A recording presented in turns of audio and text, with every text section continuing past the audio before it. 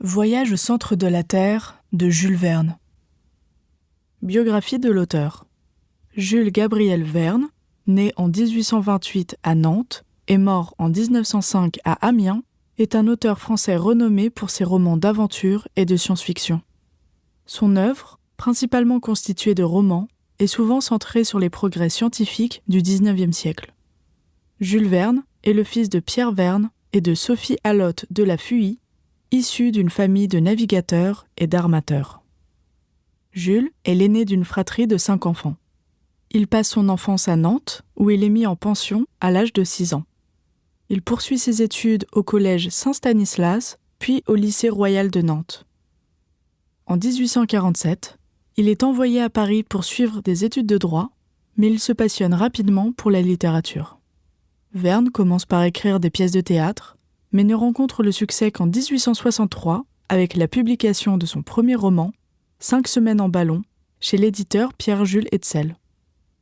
Ce roman connaît un immense succès, y compris à l'étranger, et marque le début de sa collaboration avec Hetzel, qui durera 40 ans. À partir des Aventures du capitaine Hatteras, ces romans s'inscrivent dans la série des Voyages extraordinaires, qui comprend 62 romans et 18 nouvelles. Ces œuvres, souvent publiées en feuilleton, sont très documentées et se déroulent généralement au cours de la seconde moitié du XIXe siècle. Elles prennent en compte les technologies de l'époque, comme dans Les Enfants du capitaine Grant et Le Tour du monde en 80 jours, mais aussi des technologies plus fantaisistes, comme dans De la Terre à la Lune et 20 000 lieues sous les mers.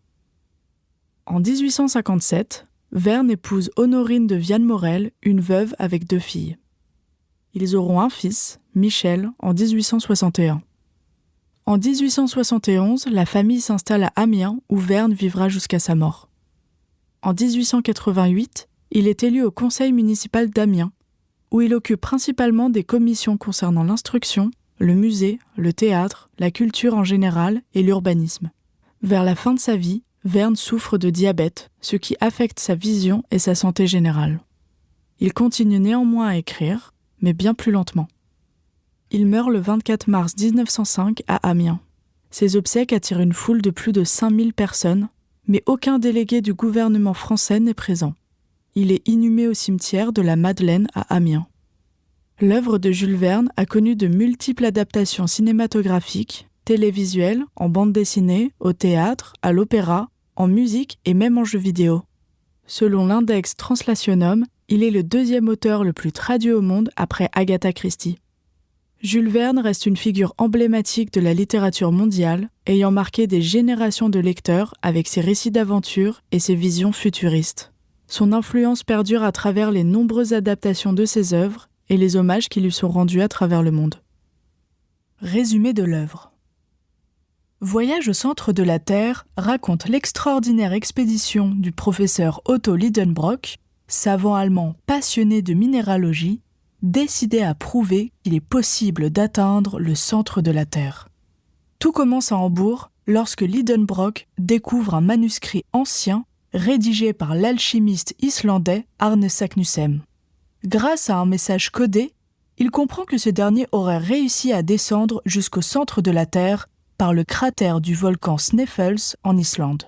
Convaincu de la véracité de cette découverte, le professeur entraîne avec lui son neveu Axel, narrateur du récit, ainsi qu'un guide islandais nommé Hans.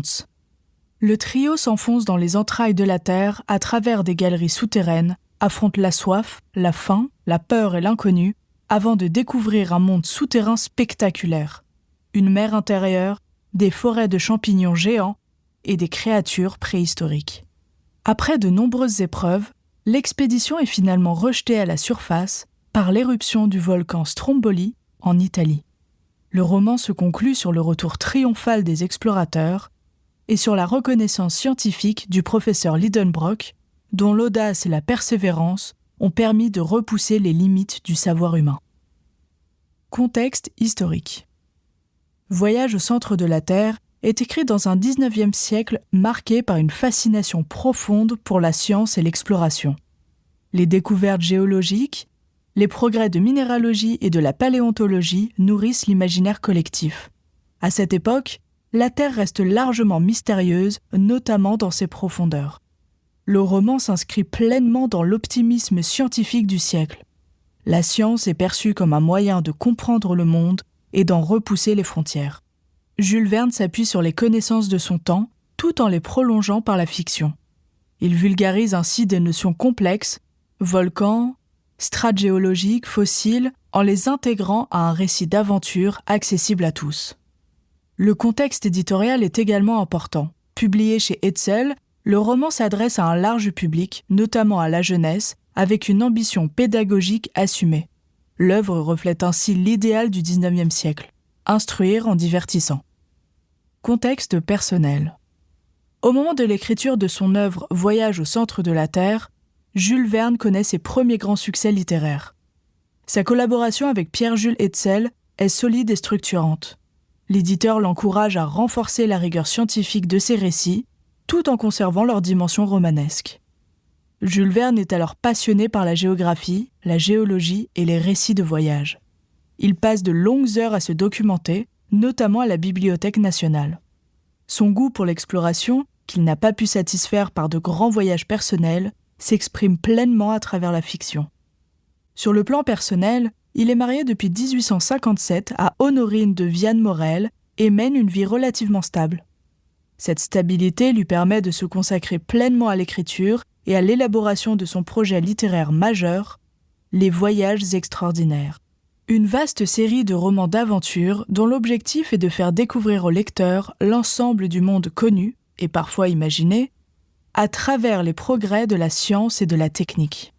À travers ces récits, Jules Verne cherche à instruire tout en divertissant, en mêlant rigueur scientifique, imagination et goût de l'exploration. Voyage au centre de la Terre marque ainsi une étape décisive dans son œuvre en affirmant son style, un mélange d'enthousiasme scientifique, d'aventure et de réflexion sur les limites du savoir humain. Les personnages. Otto Lidenbrock. Professeur de minéralogie à Hambourg, Lidenbrock est un savant passionné, autoritaire et obstiné. Son caractère emporté et son enthousiasme scientifique le poussent à défier l'impossible. Il incarne la foi absolue dans le progrès et la science, parfois au détriment du bon sens. Axel. C'est le neveu du professeur et le narrateur du récit. Axel est prudent et plus sensible que son oncle. Il représente le regard du lecteur, inquiet, parfois effrayé, mais profondément curieux. Son évolution au fil du voyage reflète son apprentissage et sa prise de confiance. Hans. Guide islandais taciturne et d'un calme inébranlable, Hans est un personnage essentiel de l'expédition. D'une loyauté absolue, il agit toujours avec sang-froid et efficacité. Il incarne la force tranquille, la sagesse pratique et le lien respectueux avec la nature. Arne Saknussemm. Bien que mort depuis longtemps, cet alchimiste islandais du XVIe siècle est à l'origine de l'aventure. Son manuscrit mystérieux fait de lui une figure de savant visionnaire, symbole de la transmission du savoir à travers les siècles.